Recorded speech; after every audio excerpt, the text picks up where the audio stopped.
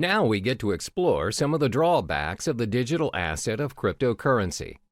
Previously, it was mentioned how cryptocurrency is a one-of-a-kind digital currency without likeness, because not many payments nowadays are without the involvement of a third-party, low-risk payment, little or no fraud cases, and most of all, universal in its usage. However, considering the online nature of cryptocurrency, there are many appalling flaws that come with it. There are 4 major setbacks concerning cryptocurrency.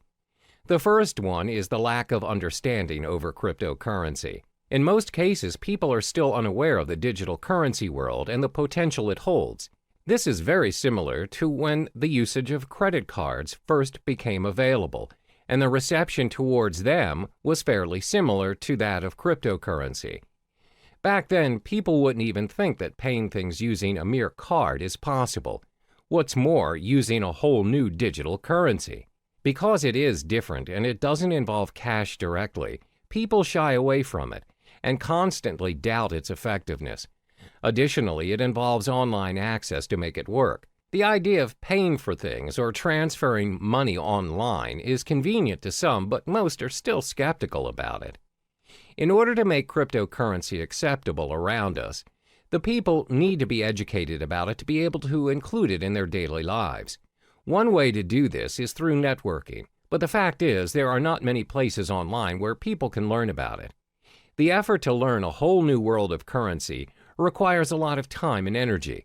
Most would think it's not worth their time because it's not commonly known anyway. Even though some businesses are accepting bitcoins, the list is significantly small compared to traditional currencies. This is probably due to the lack of knowledgeable staff that understands the ways of digital currencies. Plus, they need to help educate their customers about it and how to use it for a smooth transaction. This again will take a longer time and effort to teach others. Another drawback of cryptocurrency would be its lack of protection and guarantee. In the case of traditional currency, there's a central bank that governs the authority on every nation's money. No higher authority can suddenly decide that they no longer want to use their country's currency to trade without protest and rejection. There are proceedings to follow, documents to file, approvals, and many other protocols to follow. However, that's not the case with our digital currency. There is no central bank who governs Bitcoin, which means no one can guarantee its minimum valuation. The value of Bitcoin, for example, will fall tremendously should a major group of merchants decide to just discard Bitcoins and leave the system. This will inevitably put other users who have invested thousands of dollars into Bitcoins into a major loss. There's no one to contact to complain about these losses or rules to help compensate them. Thus, the decentralized system of Bitcoin is what we call a double-edged sword all on its own. The next disadvantage is its technical shortcomings. When online banking made its way into our lives, there's always a risk of sudden server failure, power shortages, and even hardware lags. If it happens and you ended up getting charged but didn't receive the online movie tickets or flight tickets, you can always call back the service provider or go to the physical bank instead and declare your case. Most of the cases, if you show evidence of your payment, you'll get proper compensation or feedback. But that's not how it works with cryptocurrency. First of all, this currency does not have a bank to negotiate and help you around. There's no fixed number that you could call and just ask for clarification. So if you bought your goods using Bitcoins, for example, and the merchant didn't send the items you purchased, there's nothing you can do to reverse the transaction or get a refund. You can't complain to the police or any relating authority for that matter. Similar to data corruption or virus infections, if your hard drive crashes and your wallet file is corrupted, your Bitcoin is lost forever. There's nothing you can do to restore it, and those coins will be orphaned in the system. The last major disadvantage of cryptocurrency would be because it is still developing. When things are still developing, it's prone to many risks.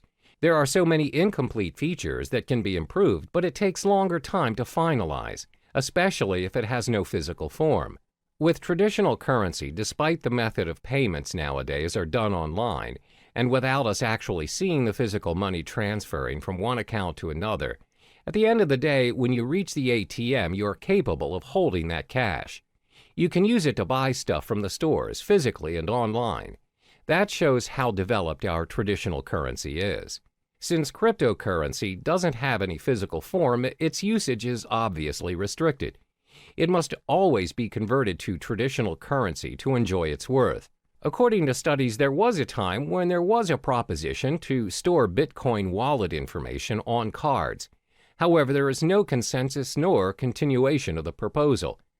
Most probable reason would be because merchants find it unfeasible to support all the cryptocurrency cards. There's no system for an immediate payment using the cards. Thus, users are forced to convert it into real money anyway. As you can see, there are 4 disadvantages of cryptocurrency. There is a lack of understanding towards this digital currency, plus there's a minimum protection and guarantee when using it. Because it's mostly operating online, it's bound to experience all kinds of technical flaws, and it's still developing. The world of cryptocurrency is relatively new to some people, and it can be difficult to understand, because nobody really knows what currencies will or can be adopted and at what scale. So in the next chapter, we'll talk about what the future holds for cryptocurrency.